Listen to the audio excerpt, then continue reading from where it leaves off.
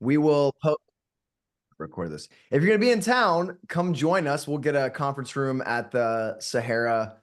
And if you can't, just show up like usual and we will stream it live to you from Las Vegas. Yeah. I've got my sequin suit ready and everything. You're going to love it. Sequin suit? I thought we were getting tuxedo t-shirts. Yeah, but they're not for the breakthrough broadcast. I'm wearing my actual, it's actually an actual original Elvis suit. So sequins, bell bottoms, everything. He's in his latter years, so it's a bit big for me. Not in his younger years when it just had been a bit long, but in his latter years, it was a bit big. I could probably turn it into a tent thinking about it. But yeah, so I'm wearing an Elvis suit just to get the feeling right. Elizabeth's here. She's going to be presenting at HTL. Can't wait to see her. And you have a post-conference training as well, right? Good deal. I'm doing a one-day post-conference with Marina Costina, Dr. Marina Costina, on spiritual hypnosis. I was talking about Elizabeth, but you too, Freddie. We know you do. What's that? The post-conference. Yeah, I thought you were talking about me. I was. And then I was like, let's not. Yeah, so I do have a one-day post-conference on short-form video marketing. If anyone's going to be there. I seem to have two kind of pictures going on here. No, we had this a couple weeks ago. Mark, has a weird thing. I don't know if it's a screen share or what. Hi, Mark. Oh, yeah. Oh, there he is. It fixed itself? Well, we see you now. Okay, good. I think if you had your camera off, it looked like it was screen sharing. Right, that's what happened last time, yeah. Weird. Well, it's good now. Then we get to see you as well. Thank you. Right. I think we're pretty much there, to be honest with you. All right. Should we I'll be looking to see if anyone else is coming in, and I'll let them in as they come in. Okay, perfect. But yeah. Hi, Caroline. Hi, Donna, Julia, Linda. Linda's here, so we can start the party now. Wouldn't be a party without Linda McPhee, but she's here, so that's okay. Chris is here. Yeah. Guy's here. So only if I've missed. But yeah. Do you want to introduce it, Nick, or shall I introduce it? Yeah, I could get us started here. So a few years ago, I met Freddie in Toronto at Mike Mandel's. Put together a guest training from Freddie. And I remember when Freddie started his session, he did this hypnosis to put us into a state for rapid learning. And I was newer to hypnosis. So I was like, just kind of going through it. And I was like, oh, this is interesting. I don't know, is this really working? And it did, because at various points I would be doing hypnosis with somebody, and like, I just knew what to say at those times, or I knew what protocol to use. And it was like, it was in the subconscious mind. And I think his hypnosis had really helped with that. And now I use hypnosis for learning all kinds of things. And there's some principles that we're going to go over tonight. Obviously, in a 1 hour call, we can't cover everything that would be included to be a master learner. But we're going to go over some of that. We're going to do some hypnosis. We're going to help you find the states in your past that you were in a really good state for learning or rapid learning. And we're going to train you to access that state at any time and to communicate with your subconscious mind and tell it when exactly you want to learn things. And you will find when you do this, that the right answer just seems to come to you when you need it. And there's much less effort and less worry and less strain. And the more relaxed you are, the better this is going to work. So, Nick, what I'm thinking is, before we start everything, why not just do a 5-minute, get everybody in the state for learning, so that things we're teaching about learning, they'll learn easier. Does that make sense? Sounds you might as well perfect. get them in the state before we teach them how to utilize the state for learning. Okay, does that make sense? Perfect sense. Will you put me in a state for teaching as well? Yeah, perfect. Okay. Yeah, yeah. Yeah, Okay, you're always good. in that state. You're always in that state. But you know, the reason that I start my trainings, I know Grim was on a training in The Hague just the last week or the week before, and I always start my training by taking a whole group into a state, into hypnosis, to get them in a perfect state for learning. I can't understand why any other hypnotherapy training would not do that. I mean, we've got the tools, so why don't we get everybody in that state first? So we're going to start this rather than 5 minutes from now. We're going to start it with a group hypnosis. Just go along with it. It's only going to be a short few minutes to get you in the perfect state for learning. And then Nick's going to come in. He's going to teach you some techniques, some great ways of accessing that knowledge and everything else. So is everyone ready for this? Hi, Doreen, by the way. Nice to see you. Everyone ready? Yeah, I know you're all hypno junkies. I know you can't wait to go into trance. I just hope we can get you all out in time for Nick to do his bit. So, right, if you're all ready to do this, what I'd like to do is get yourselves comfortable. You know how to do this now. Make sure you're in a safe place, so you're not sitting on a windowsill 10 stories up with a boiling hot cup of coffee in your lap or anything. But make sure you're in a safe place. Place your feet and your hands separately, if you like. So don't have your legs crossed, your arms crossed. And then just get yourself comfortable. And when you've done that, that's right, just take a breath in, hold it for a moment, and as you breathe out, just go into that state of hypnosis. You know how to do this now.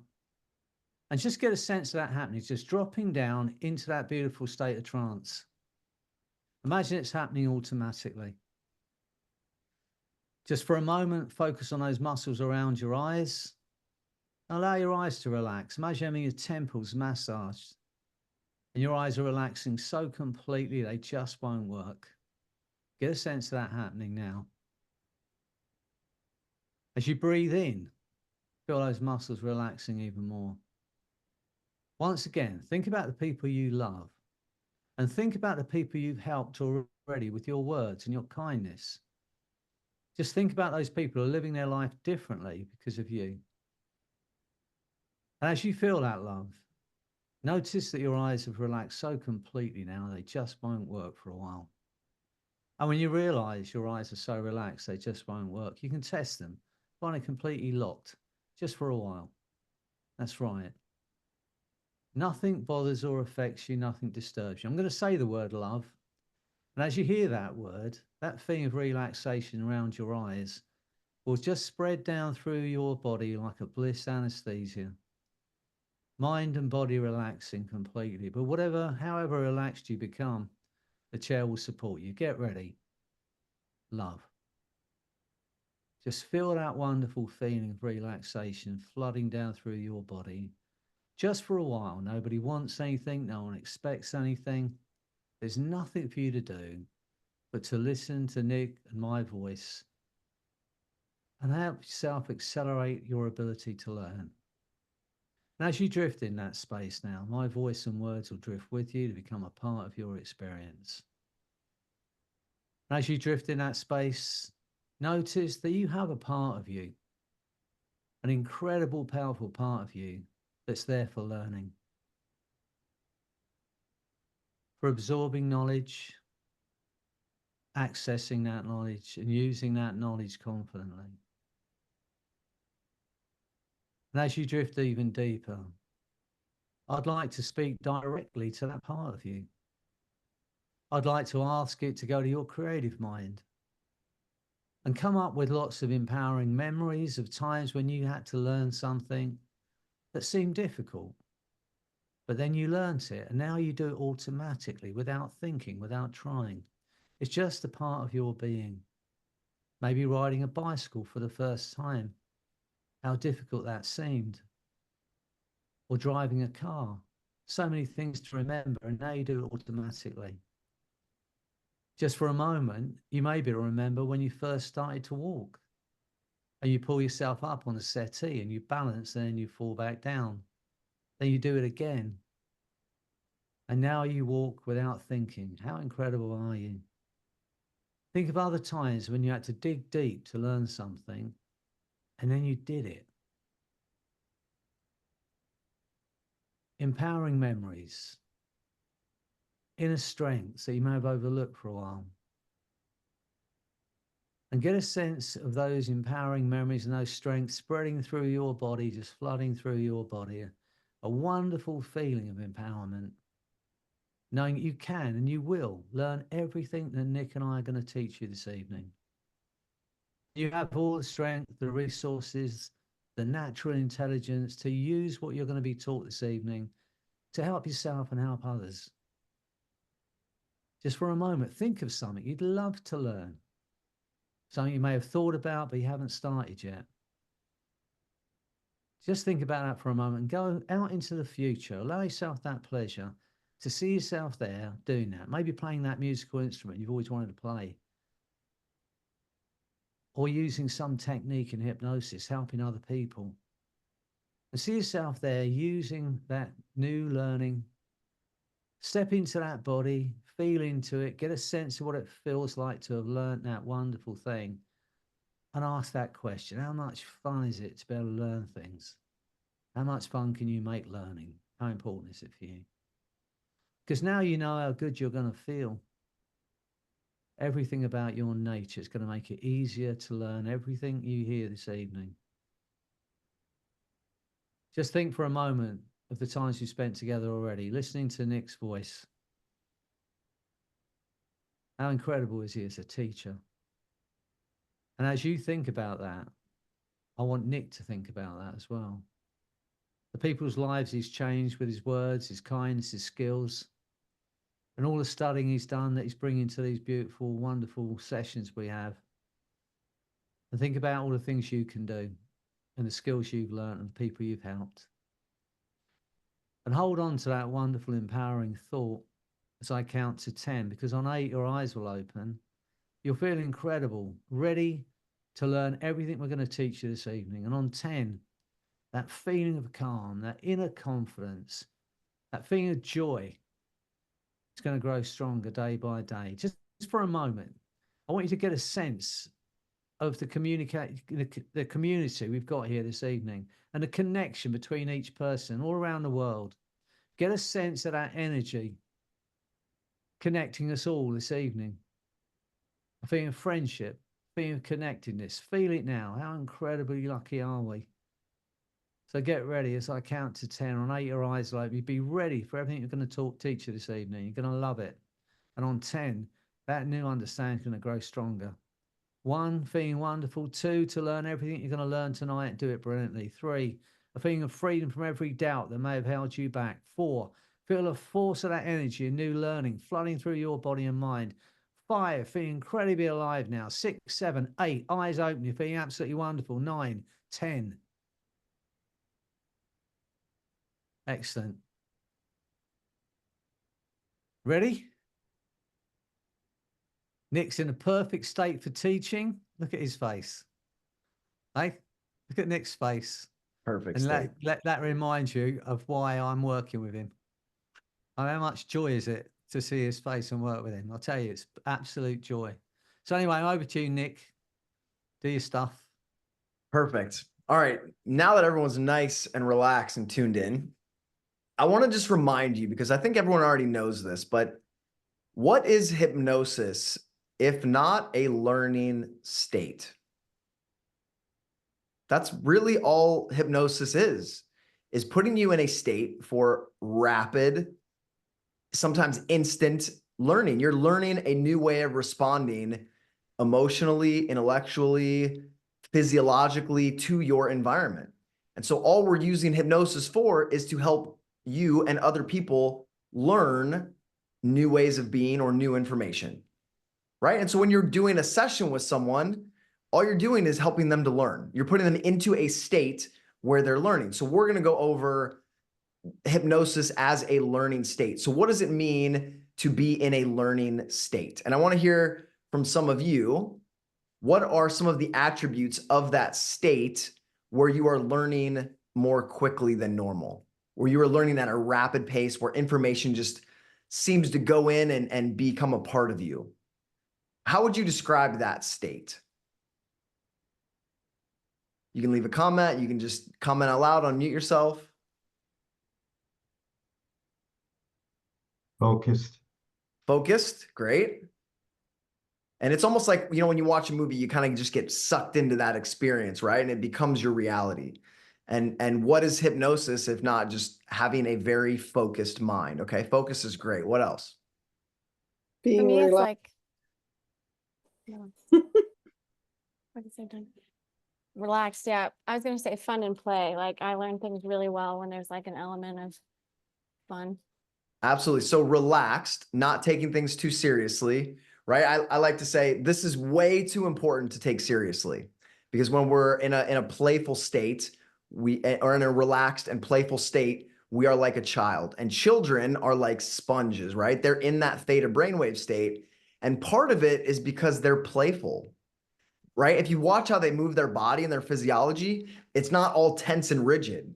A lot of times when we have to learn something, we take it seriously, and when our body gets tense and rigid, and instead of being involved in it and completely focused on it, we think about other things, about what it means if we can't learn, about how we're going to look if we don't do this right. And that tension in our body will actually stop us from learning. So it's a relaxed, playful, curious, focused state. Am I missing anything? Anyone else want to chime in there? All right. So we're going to do, oh, somebody jumped in. Who's that? Diana? Diana. Yeah. Fearless. Fearless. Okay. Because Absolutely. when you try to learn something and it's difficult, you can become scared about it all. Exactly. So we want to learn in a state that is absent of fear, so that when we're in a situation where we might be fearful, our learning will show up naturally and automatically. The brain doesn't want to learn when it's in a stressed out or fearful state. Have any of you ever experienced that, where you're like, something that maybe makes you anxious, like let's say public speaking, for example. And if you just show up and you're like, try to talk yourself into being relaxed during or right before your speech, does it work? Not generally, because you're in that stressed out state. But if you do the work ahead of time and you practice and you mentally rehearse in a relaxed state, then when you show up in the stressful situation, what you learned happens automatically. And so we want to be in a learning state, a relaxed state, to learn information, so that later on when we need it, it just happens automatically, like it's happening to us. The information, the experience, the emotional state will happen to us once we've learned it in this state. Everybody good so far? All right, so we're going to do a quick process, and I want to take you back to times in your life where you've been in that state, and I want to reassociate you into that, times you've learned, times you've succeeded, and then we're going to do another thing that will cement your learning, and that is celebration.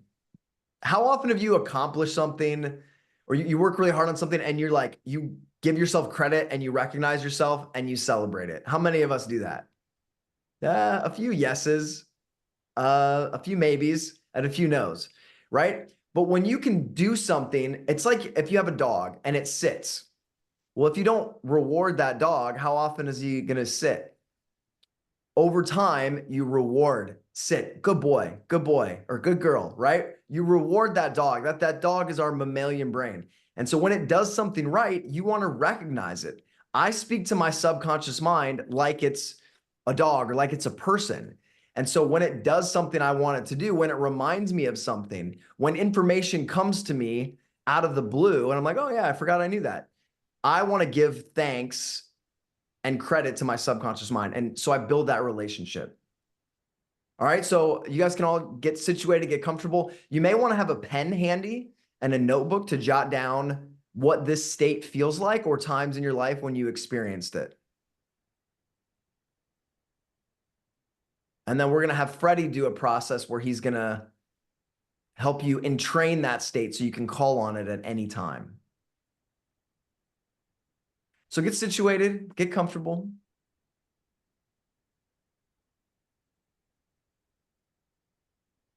And just take a moment as you close your eyes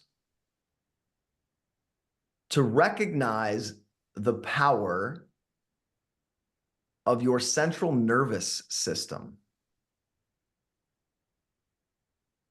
and your brain, and all of the information that it holds. And just put your awareness at the base of your spine and move it up your entire spine, into your brain, becoming aware of all your nerves that spread out through your entire body, communicating information and learning things that you didn't even know you were aware of. Picking up more information than you could possibly fathom. And just feel gratitude for that brain that sits inside that skull of yours. The most complex quantum computer in the history of the universe. And see how many of those billions of neurons you can feel at the same time. Recognizing that you are a learning machine. And as you recognize that, I want your subconscious mind to bring forth a memory of a time when you learned something, you successfully learned, maybe a skill or a habit. And go back as far as you can when you were just a little child. Something you were proud of learning, that you played with it, you persisted in it until you really got it, until it made sense, until it became automatic.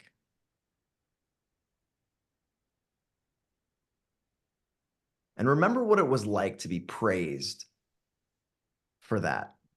Maybe tying your shoes or brushing your teeth, your first steps, riding a bicycle.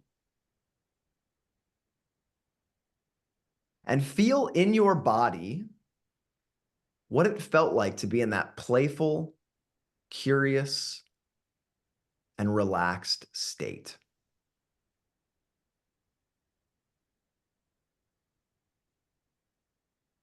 And experience it as if it was happening now.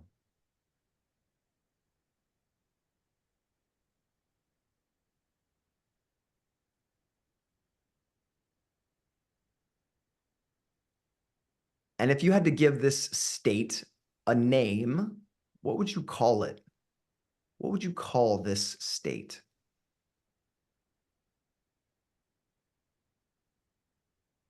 And now go forward in time to another learning experience where you learned something a little more complex. It took a little bit more investment on your part, but you were relaxed, you were calm, you were focused, you were playful, you were enthusiastic about learning it. Maybe reading or writing or hitting a baseball. Using a calculator. What was that for you? Something a little more complex that you just enjoyed the process of learning. And feel that playful curiosity inside you now.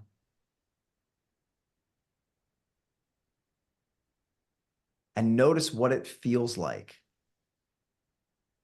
What does it look like? What does it sound like to be in a playful, relaxed, focused, and curious state where your brain and your nervous system are primed for learning? And remember what it was like to be praised and to celebrate and how good you felt once you learned that. Once you learned that skill and it became automatic and you had it for the rest of your life.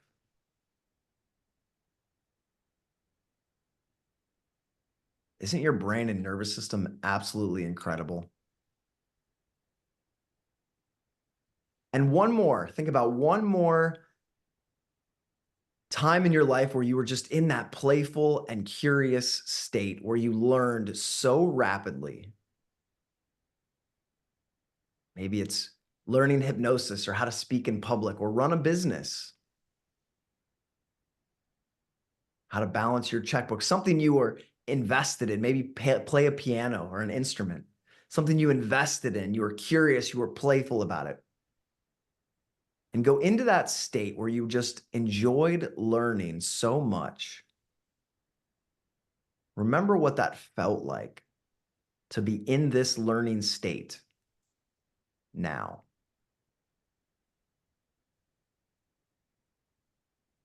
And remember the process of going from a beginner, a novice, where you didn't even know what you didn't know, into an expert or someone that was skilled, where it happened automatically for you, through you.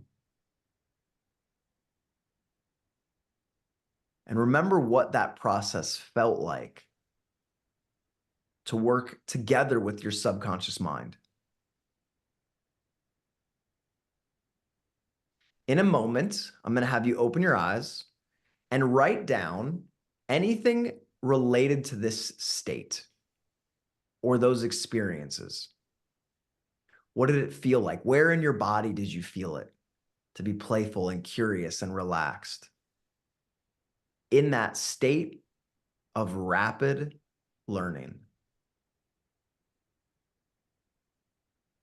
And if there's any words or any symbols that you want to remember, let those come forward now. In a moment, I'm going to count from 1 to 3. Your eyes will open and you'll write down anything you want to remember from this experience. 1, feeling grateful at how amazing you are at learning and remembering. 2, feeling even more playful, even more confident, even more relaxed. And 3, eyes open, take a moment and just write down what it felt like to be in that playful, curious, enthusiastic state.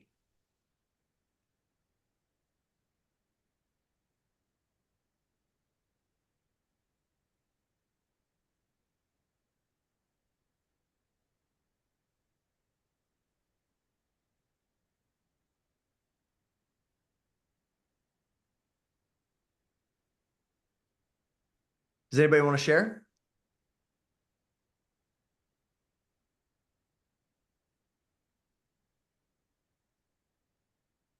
I should say, who wants to share first? A little presupposition for you there. Yeah, Gwen. Yeah. Spoiler alert, it's not quite answering your question. You know, the examples that came to mind of when I learned things, I can't really attribute relaxed or playful to any of them. I'm too competitive, even with myself. So just putting that out there. Okay. And so looking back at that, do you think that competitiveness helped you or hindered you, or what's your perspective? Absolutely helped me. Okay. Okay. So it's the motivation for the end state of beating somebody else that probably helped, right? Is that a way to think about it? Yeah, and not necessarily even always beating somebody else, but accomplishing it. So competing with me to get it done. Okay. Doesn't necessarily involve somebody else. Okay. Sometimes. Perfect. So that's a good awareness because we all learn differently. I think that that was really helpful for me with that share. Thank you, Gwen, because for me, what I noticed is that I also like the competition within myself of improvement. I like to think that I'm growing or I'm expanding. And so I really like that feeling that like I was doing better than I had in the past and that I was, thriving. So I like that sort of excitement of the thrill of seeing if I could know more or know better or do better. And so I can relate to what Gwen shared. That was really helpful because that was what my experience was like too. Was Perfect. it enjoyable, Thanks, though, Sandra. Gwen? Was working like that enjoyable? Or was it, or did it always feel like? Oh, it was super fun, really fun. What do you think, Gwen? Because it sounded like it was like something you felt you had to do all the time, rather than something you wanted to do. Good observation, Freddie. I don't know if one of the things I probably put fun on, but there was still always that part of, I have to do this because I've set out to. So I don't know if necessarily much fun. Well, we can, now, from today, Gwen, if it's not fun, not doing it. All right, that's the way it goes. If you can't find the fun in it, no, you're not going to do it. That's that. You know, that's the way it is.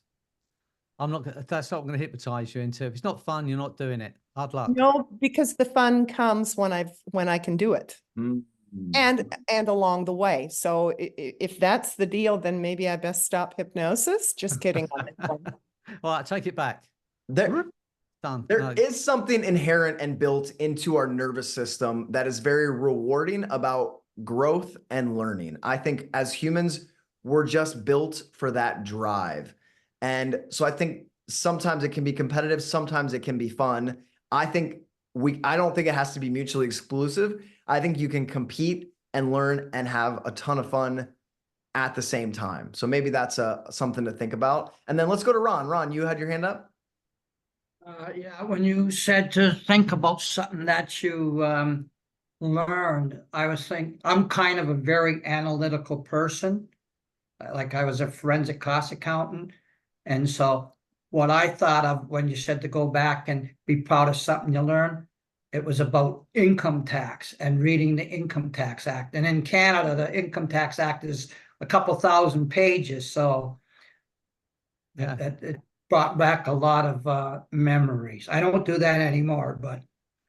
Ron, can I ask, what was your mental strategy for learning that? What was the motivation or the state that you utilized to get through all of that information, which would have made most of our brains explode? Well, when I was in college, it was kind of forced on me, but then I decided I wanted to work for the tax department. And so I was just motivated that I was going to prove that I was good enough to get in there. And I actually beat out some chartered accountants. Oh, yeah. I just put my mind right into that. Like I said, I was a very analytical, and I think maybe I have I'm not as competitive, I think, as Gwen, but I think I might have a little streak of competitiveness in me. Now, when I, listening to you, Ron, and thinking about, learning the whole tax book or whatever it is, it just reminded me when I was younger, I used to windsurf all the time, and we'd be on a beach, whenever the wind was blowing. And there was one time there was a man walking his 2 or 3 year old kid along and it was windy and it was horrible and cold. And the father had taken his son to the beach, obviously saying, going to the seaside, it's going to be fun. And I could hear the father saying, come on, this is fun. And the kid was walking along, and I swear, it was going, fun, fun, fun, like trying to convince himself that walking along a freezing cold beach in the wind and rain was fun. So learning a tax thing, it just reminds me of that kid on the beach. That was what I'd be saying if I was learning that tax book. I'd be going, yeah, fun, fun. Anyway, whatever turns you on, that's the thing, isn't it? Whatever gets you where you want to go. I got to audit people afterwards, so. Yeah. Perfect.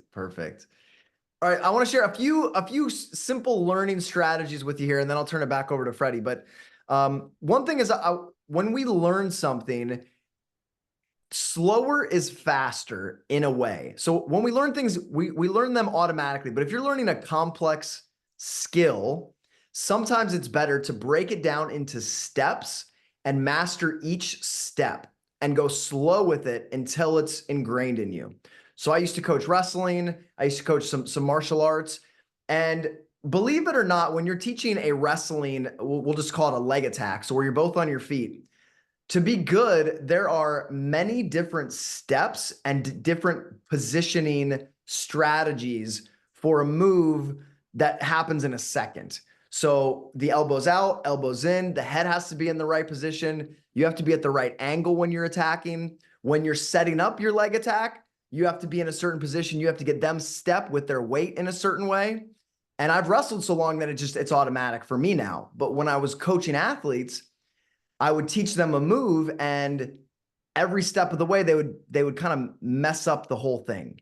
They would mess up at every step, and they tried to do it all in one move. And so I had to stop and drill with them every little step. So we drilled the elbow pass, we drilled the step in, we drilled the hand positioning, we drilled the angles, we drilled how to finish the attack. And so every one of those, we had to drill slowly until they got it, and separately, one piece at a time, until finally we did the whole thing slowly, and then the whole thing faster, and then the whole thing until it was just automatic. And that's how you become a state champion. And our team we won state, and we had state champions every year. And that's the process of learning in wrestling, and it's the process of learning in anything. So if you're learning hypnosis, you could go master matching and mirroring and rapport. You could go 10 sessions and that's your whole focus, or 10 practices until you get that skill at an unconscious level. And then the next time you just drill embedded commands until you master that. And what happens is, if you try to do all of the skills of hypnosis or of wrestling or of accounting, whatever you do, if you try to learn them and then execute them all at once, you're going to stay stuck where you are. And so learning is often mastering each step one at a time until it's automatic, especially with more complex things. Does everyone see how this could apply in their life, or how they've used that at some point in their lives? Good. Okay. And then the next thing I want is I just want to give you a belief that you are an incredible learner, that everybody is an incredible learner. Because even if someone had the belief, I'm not good at learning, how do you think they got that belief? They had to learn that belief.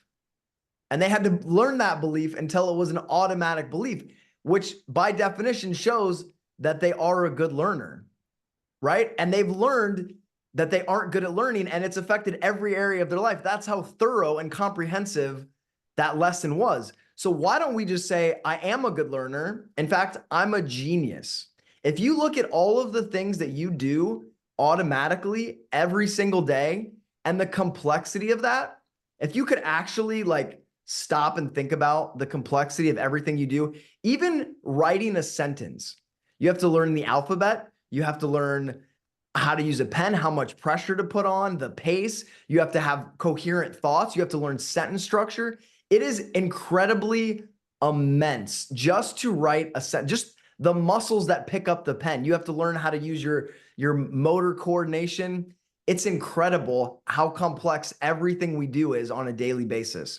And so if there's something in your life where you're like, I can't learn that, the only reason that you're not learning that at the time is because you had learned a belief that conflicts with that. Does this make sense? So it's not that you can't learn it. It's that you've learned something else that's conflicting with it, because you're such an incredible learner, and because you can do so many complex things and you can learn them until they're just automatic.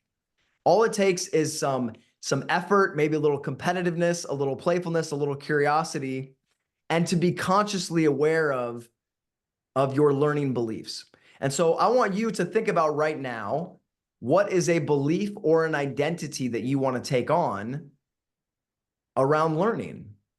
Are you like, for me, I consciously decided I'm a great student and I'm a genius. And I don't tell many people that. I don't go around telling people I'm a genius. But why not, Nick? Come on, Nick, you do. Come on. But why not believe it? Why not just start that belief? You don't have to tell anybody. People will pick up on it. So take a moment and just decide for you how you want to think about yourself as a learner. What belief do you want to have? And those of you who may have struggled with your identity in this area because you had an incompetent teacher tell you had a learning disorder or something like that, now is a great time to decide differently and to learn a new belief structure about your ability to learn. You know, when But I used to do I'm these sorry. major groups. Sorry, who's speaking? Sorry, go. Katja. No, Katja. we compare ourselves to others. So what's the point of I am a genius if in comparison to somebody else, I cannot learn as fast as them, or you know what I'm saying? Yes. So there is always the ability, we can always compare to someone else, but let's think about this frame. if we look at someone else and we say, oh, that person's better than me, or they're learning better than me, instead of saying, well, I'm not good enough, why don't we shift the frame and say, wow, look at their skills. What are they doing differently? Because I'm a great learner. How can I learn from them? And we'll use them as inspiration and motivation instead of beating ourselves up about it. So this is just a little frame of like, if I see Freddy doing a process, instead of being like, oh man, Freddy's a better hypnotist than me, I'll say, wow, that guy's incredible. I have this incredible ability to learn. Why don't I go learn from him and I can be better as well? Does that help? Modeling. Modeling, exactly. So from now on, anytime any of you compare yourself to someone else, as far as their ability to learn or to execute something, you're going to have this thought, this little switch in your brain that's going to come on and say, wow, I appreciate their skills. How can I model them and become even better than I already am? That little, you're going to hear my voice, or you're going to hear your internal voice, and it's going to say, look at this person who's so incredible. What can I learn from them? How can I be inspired by them?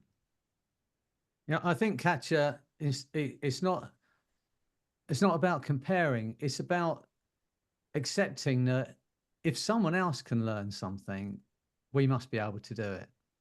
Then it's not, that person, that not that I am a genius, but we're all genius, and if someone else can do it, then the chances are I can learn that as well. I was in The Hague running some training a week before last. I can remember, time goes very quickly. But the lady who did the organization, she's a hypnotherapist in The Hague, and she's Lithuanian. She speaks Russian. Her husband's German, and she lives in Holland, and they've got 2 teenage children. And the teenage children speak Russian, German, Dutch, and English fluently. And they don't even think about that it's something they couldn't possibly do. It's just amazing. And I think if you're brought up with that understanding that you're going to learn this, it's just going to be easy to do, you do it. But it is all about what we're saying to ourselves. Everything is about what we're saying to ourselves. I used to run these big groups for quitting smoking, like 200 people at a time, thousands of people a year. And when I first started, the first group was 70 people, and I'd never done a presentation to more than 3 people before.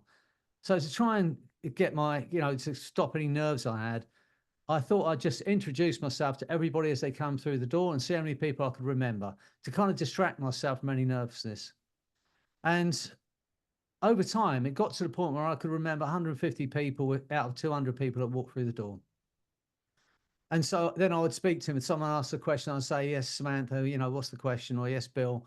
And they thought that was amazing. I could remember everybody's name. But I used to have a little gap in between where I said, I'm going to run a phobia for we'd have a toilet break. I'd say, anyone wants to come up, has got a phobia, come up and we'll sort it out in the 10 minutes people are going to and back through the toilet.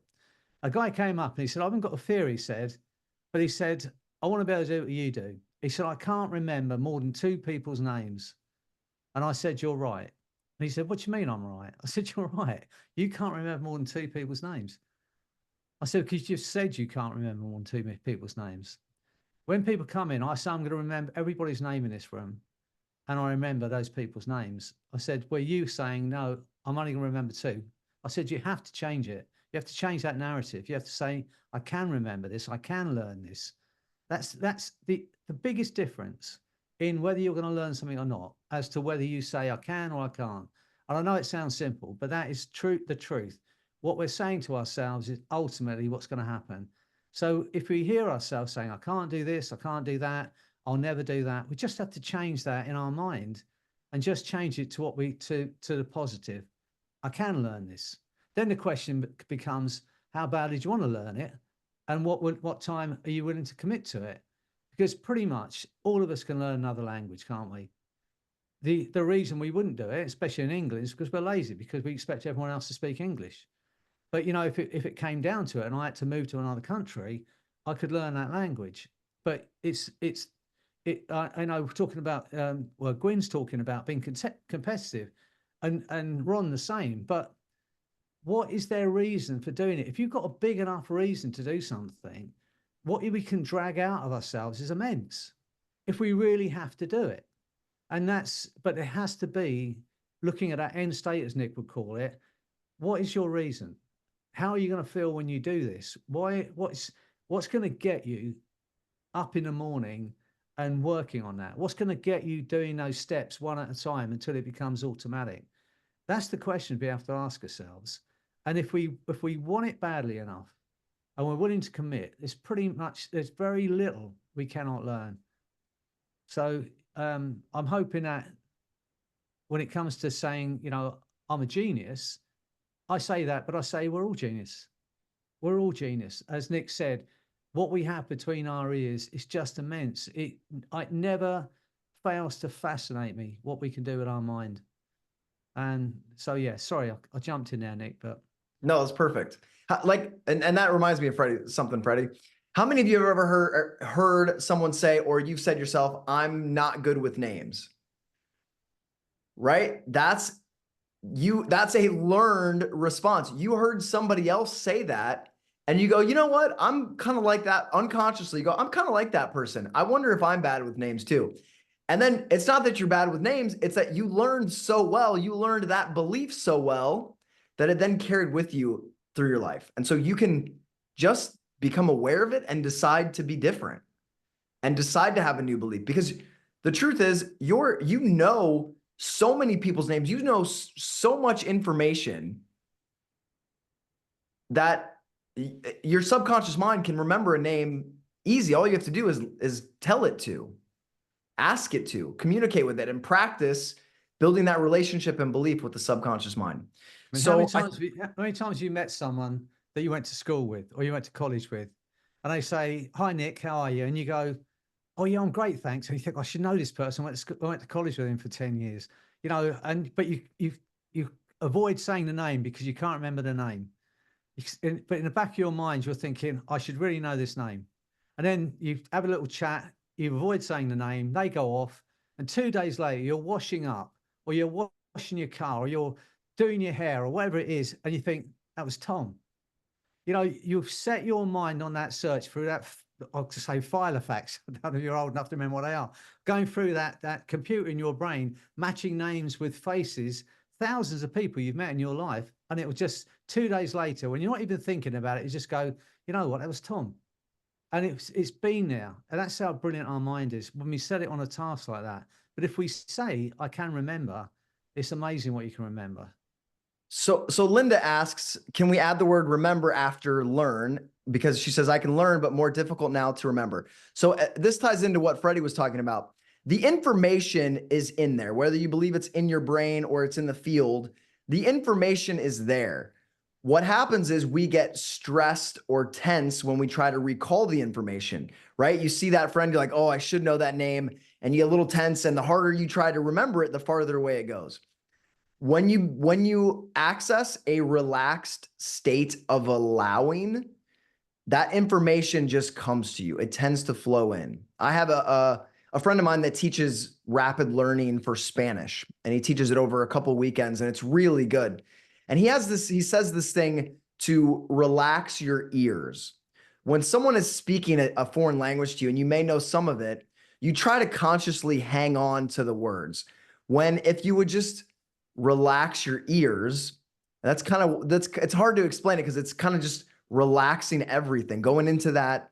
I explain it as the alpha state, and listening from this opened awareness, you tend to know what they mean. You pick up way more than if you're tense and you're trying to cling on to different words. And so I know this is a concept that many of us have probably experienced. It's a little difficult to explain it because it's such a kinesthetic feeling.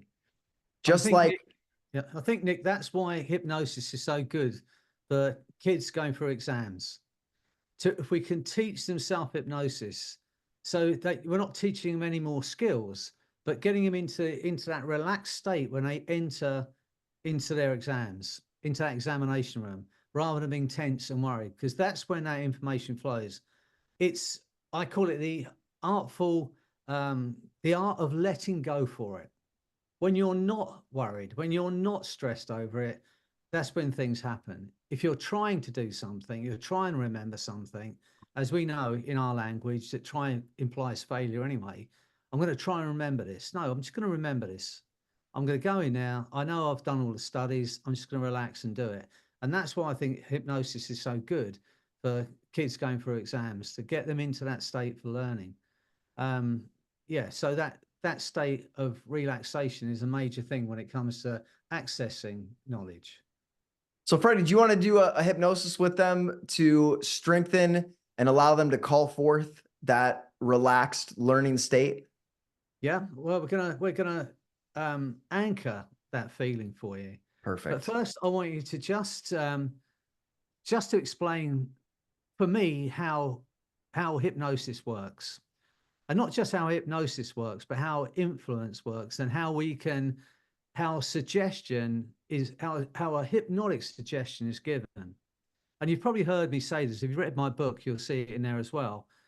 But for me, any altered emotional state is an opportunity to give a suggestion. By that, like Nick was saying earlier, when you have a change of emotional state, you're immediately put into a heightened learning state, because all your senses are heightened, and it puts you into that state where you're aware of everything. So you're going to learn much quicker.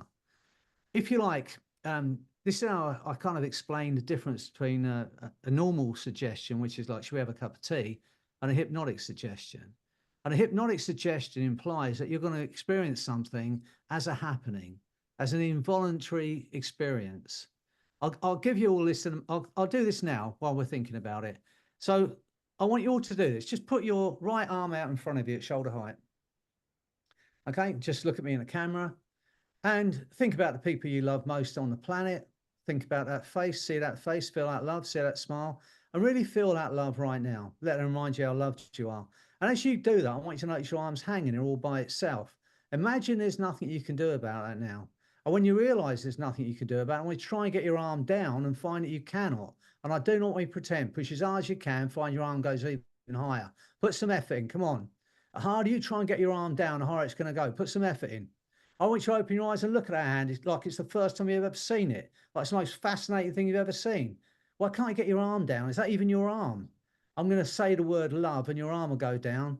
Your eyes will close for a split second. You'll understand the power of an altered emotional state. Love. Feel that arm going down. When your eyes open, you'll realize just how loved you are. So let's take this to the next step. All we're doing here, your mind opens in that moment to a suggestion, to learning something very quickly without any resistance from the conscious mind. And so when you're going to learn something, my son Anthony and I, when we travel abroad, we have this little competition and see how much of the language we can learn before we get there. And it's generally only weeks before we go. So I use a thing called Pimsleur, which is, it's like an audio book learning thing, whatever that language is. But before I start to listen, I think about my kids. I think about Nick. I think about people I love. I think about, the love that I feel for me and around me. And I get into that beautiful state before I start to learn. And because then I'm in that altered emotional state. And so the learning is much easier. How many of you are driving along sometimes and a song comes on the radio? You haven't heard it for 20 years, but it's probably a time when you're dating or you're at your first love and you know all the words. You didn't sit and remember those words. You didn't learn those words, but because when you first heard them and you were in love or you were at a party or something where you were in an emotional state, the words just went in and you remember them. And that's how we learn. So I would suggest to all of you, if you want to learn something, just change your state. Get into it. I would suggest it's a positive emotional state, and it opens you up to your mind up to absorbing all that information very rapidly. Does that make sense to all of you? Okay. So that's how we can help our brain be at its optimum for learning, by just altering, but get into a positive state. Like Nick was saying, as kids, it's fascinating, isn't it? It's fun. We're curious. We want to learn. We don't think I've got to learn this. because it's fun and enjoyable, we're going to do it. When Nick took us back in that session he did with the hypnosis, I have no idea where this came from. But when I was in primary school, so up until 11 years old, we used to have these ropes. Don't even allow them in the gym now. We had a rope that went up to the ceiling, and we were only little kids. And we used to shin up this rope. And I used to love it because I was really good at it.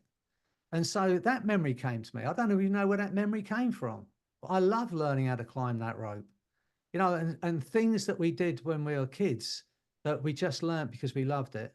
And that's, if you can get into that playful state, get into that curious state. And remember what I say, for me, fascination and hypnosis are pretty much akin to each other. If you're fascinated by what I'm saying, you're in a light trance, and the chances are everything I'm saying you're taking in, whether you like it or not. You know, I haven't formally hypnotized you, but if you're fascinated by what Nick's saying, what I'm saying, then your brain's open. You're going, yeah, give it to me. I want it. I want to learn. I want to learn. And that's how our brain is. So if you can find the fascination in that subject, like Ron did, you know, for me, that would be the most horrific thing, learning numbers and learning attacks. For Ron, that's where his mind is. You know, for Gwyn, that was joy for her. That was fun because she's competing against how good can I be at this? How quickly can I learn it? And if we can find the fun in stuff, and I know if some of you have heard, I've started doing these cold plunges. So I either have a sauna, a shower, and get into this freezing cold bath. When I first got in it, it was painful. And I just thought, what am I doing this for? This is crazy. But now I know it sounds crazy, but I love it. I have to force myself to get out of that bath. And because in my mind, I'm going, if I can do this, I can do anything. If I can do this, I can do anything. You know, that's my mantra when I'm in that cold water. And so whatever fun you can find in it, whatever your reason for doing it, if it makes you smile, you're going to learn it, aren't you? So find whatever you can in it. And if it's not fun, well, not say that because Gwyn says it doesn't have to be fun, just has to be competitive. But, you know, for her, that's what it's about, isn't it? For Ron, that was what it's about for him, to be as good as he could be at that, you know, and he still remembers that because he qualified or did better than 2 chartered accountants in the place. How much joy did he get out of that? It's great. So we're going to anchor a feeling. Who knows about anchoring? No? You all do. Yeah. Okay, good. Well, if you don't, it's the ability to place a feeling in any part of your body. And I'm going to suggest you put it in your hand somewhere. So maybe a finger and thumb together, crossing your fingers, gripping your thumb, squeezing your ear. But one action that you're going to do to trigger this feeling. And in a moment, I'm going to get you back into a moment in your life when you absolutely felt, you know what, I love this. I love learning this. You know, this fascinates me. This is so much joy, whatever it might be. It doesn't have to be anything, you know, great. It can be riding a bike. It can be, I don't know, whatever it might have been in your life that gave you some joy. And then we're going to get you into that space and then we're going to anchor it. Now, to anchor it, we need 3 things. We need breathing, posture, and internal dialogue. In other words, I'm going to ask you to remember when it was and get as close to that posture. So if you were sitting down, sit down. If you were standing up, stand up. All right. You're perfectly okay to do this standing up. But so we get the posture, stand how you'd stand or sit how you'd sit. Then we're going to get the breathing. Breathe how you breathe when you're feeling that feeling of empowerment where, you know, I love this. This is so much fun. This is so great to do. We're going to breathe how you breathe when you're doing that. And we're going to say what we say to ourselves when we're saying it. So whatever that might be, you know, I love this. How much fun is this?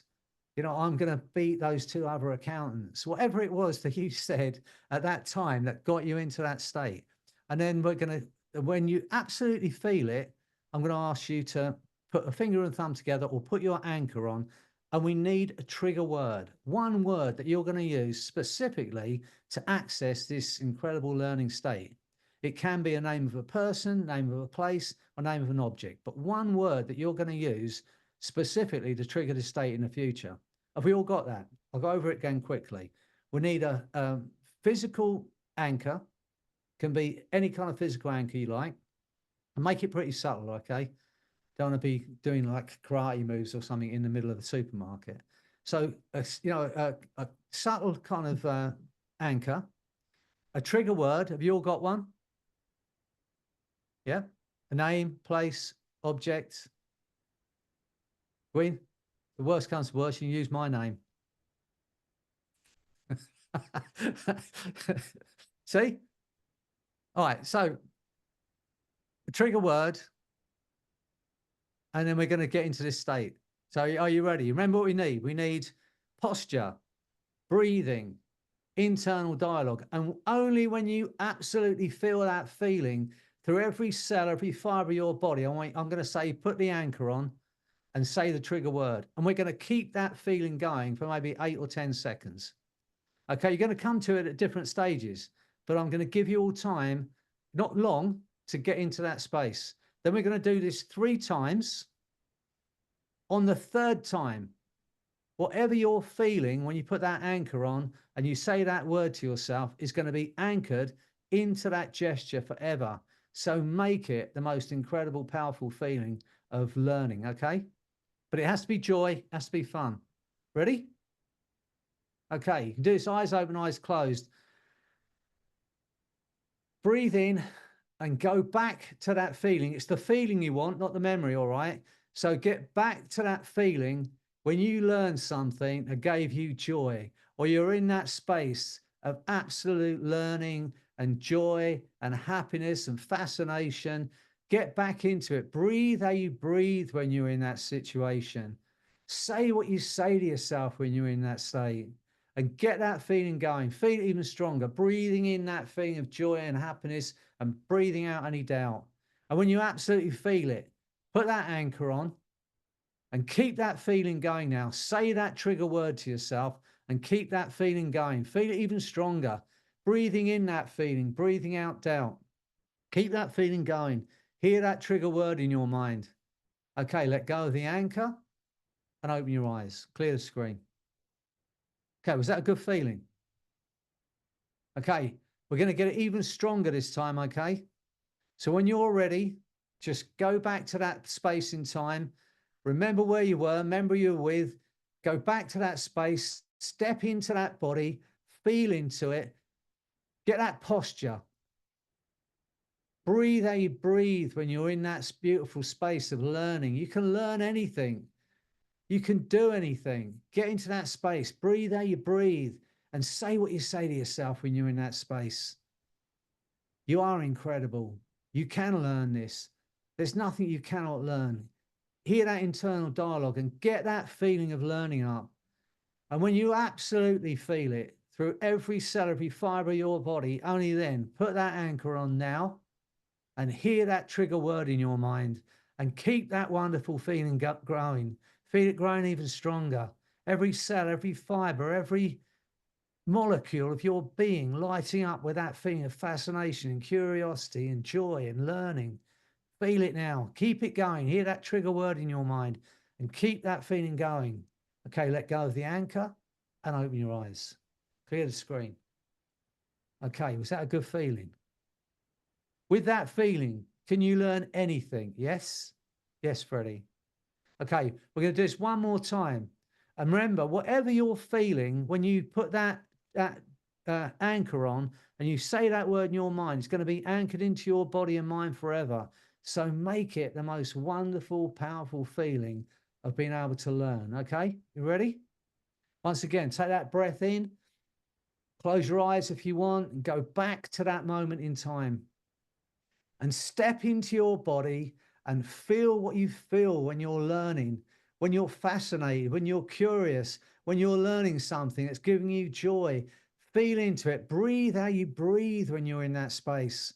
Breathing in that feeling of fascination and joy and breathing out doubt.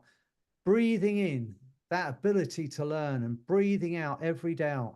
And say what you say to yourself when you're in that space. I can do this. I can learn this. This is fun. This is fascinating. You're curious. Say what you need to say to yourself. And when you absolutely feel it for every cell, every fiber of your body, put that anchor on now and keep that feeling going. Hear that word in your mind and keep that feeling going. And from today, whenever you put that anchor on and you hear that word in your mind, you will instantly go back to this incredible space of learning from today, wherever you are, whatever you're doing, you put that anchor on, you hear that word in your mind, you'll instantly go back to this incredible, powerful state of learning. From today, you put that anchor on, you hear that word in your mind, and you will instantly go back to this incredible, powerful state of learning. Okay, open your eyes, let go of the anchor. Excellent. Right, perfect. Who enjoyed that? Yes, That's good. great. Gwen, let your face know that you enjoyed it. I've got to tell you, I met Gwen in person, which was a joy in The Hague, and it was such a great time having time with her. So look, I want you to all do this now. Do this eyes open. Just put that anchor on, hear that word in your mind, and see what happens in your body and mind. Do you instantly go back to that space? Yeah. Good. Well, remember, you've got it. So the next time you want to learn anything, whatever that is, you know, big, small, incredible, or whatever, just remember you've got that anchor and you can take yourself into that space. And then when you put that anchor on and you hear that word in your mind, you're going to be in that space and you can learn. You'll be amazed how quick you're going to learn stuff. Right. Back to you, Nick. Thanks, everybody.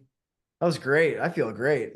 All right. Well, I hope all of you learned something because you are such incredible learners. And like I said, next week we'll be live from Las Vegas. If you are going to be there, we've started a WhatsApp chat group. So if anybody wants to be a part of that and be in touch with where Freddie and I are and what we're doing, join that, or just send me a message and I'll invite you to the WhatsApp group. And what else, Freddie? I think we're gonna. Yeah, that's maybe. it, really. I think that should. I mean, look out. If you're not in our library already, then look to join our library. This is, I think it's our 23rd breakthrough broadcast, and all of them are in the library. There's loads of other stuff in there, you know, stuff that Nick and I are developing, stuff that we've already done. So have a look, see what you think. And I think there's a new thing just coming out. And we're just getting ready to release the quantum healing arrow. So that's the audio's done. I had one little tweak to it and that's ready to go. So that should be in there in the next few days. And lots more coming. And and we're working on some retreats for later on this year. So it'd be lovely to see some of you on those retreats. And I've got my Speedos ironed; they're ready to go. So don't let that put you off. So so I'd love to think, Diana, stop laughing, Diana. You've seen me in my Speedos, Diana. So I don't know why you're laughing like that. Anyway, look out for all the stuff we're doing. It's going to be fun. All right. Great to see you, Julia. Lovely to see you here. Teresa, great to see you. Ryan. Anita, lovely to see you again. Donna. Okay, so look, I think we're kind of done, are we not, Nick? Yeah, I'm trying to get, I had a few numbers here for the WhatsApp group. I'm trying to add these in before we wipe it. Someone was going to say something?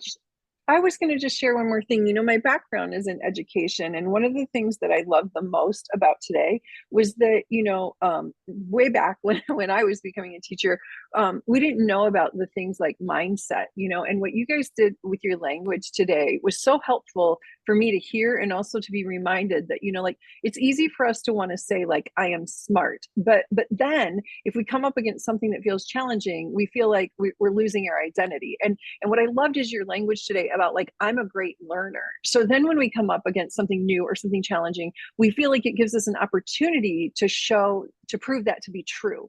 And I just love that everything that you guys said today really focused on that mindset, and all those years later, when I became a mother and in my son's generation, they know that now in the classroom. So they really focus on using the language of learner, right?